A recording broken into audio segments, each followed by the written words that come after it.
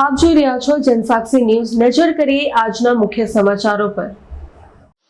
અંકલેશ્વર ભરૂચમાં છેલ્લા ઘણા સમયથી આઈટી એસોસિએશન કાર્યરત છે, ત્યારે આ એસોસિએશનના વર્ષ 2025-27ની નવી ટીમની જાહેરાત કરવામાં આવી છે।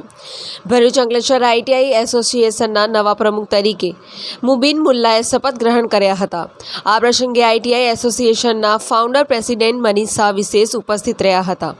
તો વર્ષ 2023-25ના પ્રમુખ તીર્થેશ શાહ અને સેક્રેટરી હાર્દિક મિસ્ત્રીએ નવા પ્રમુખ અને તેમની ટીમને શુભકામના પાઠવી હતી।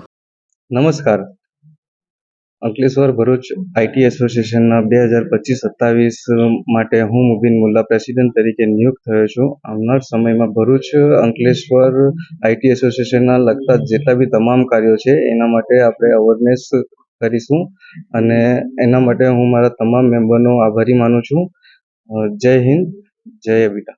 પિન્ટુ મોદી, જનસાક્ષી ન્યૂઝ, અંકલેશ્વર।